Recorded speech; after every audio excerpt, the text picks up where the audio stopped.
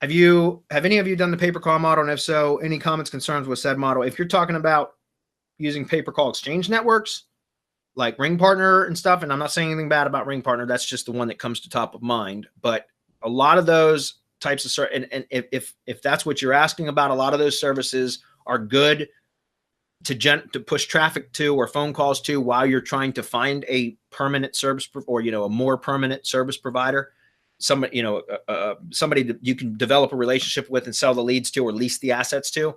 That's an okay strategy, but just know that your conversions are going to suck.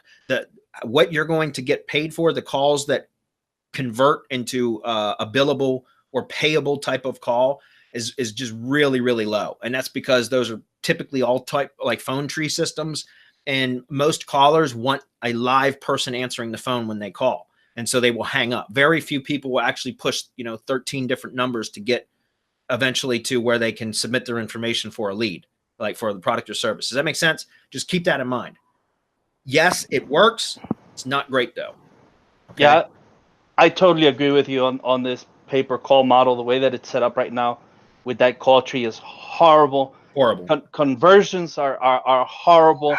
And then some of the conversions, it's just the way that it's all calculated is BS, because it's all done like behind the scenes and you don't really know. So one of the tests that I've set for myself personally in the next 90 days, outside of what we set for Semantic Mastery, is to get our own version of a pay-per-call model set and going.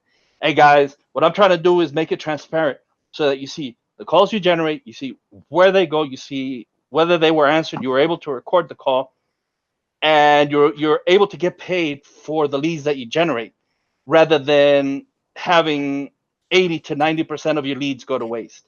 It's in the works. I can't say that I'll have it for sure in 90 days, but that's the goal that I've set for myself. Yeah. And again, that's because a lot of our members are following our lead now and building out lead generation businesses, guys. And there's no lie. There are times where we have, not only us, but our members will have multiple assets that are generating leads, but they don't have a secure service provider in place yet. So those calls go into oblivion, and that's wasted leads. And so, we want to be able to provide a better solution than a lot of the existing pay-per-call exchange networks where the conversions are really, really low. It's still better than just allowing the calls to go into the ether, and not get answered or go don't follow my lead. I've actually set up just a voicemail box where a lot of the times the calls just go to a voicemail box. Because again, I found really poor results with using pay-per-call exchange networks. So I really don't even bother going through the application process and stuff. To me, it's just a waste of time. So I just send stuff to a voicemail box until I got a consistent enough call volume. And then I'll set up a call center. And again, I use answerconnect.com. I love it. I got multiple accounts with them.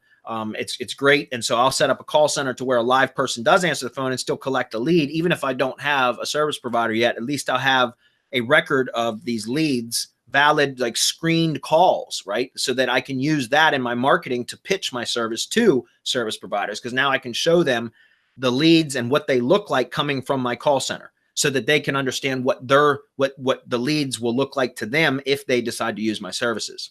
That makes sense. Okay. So hopefully that answers your question, Dan.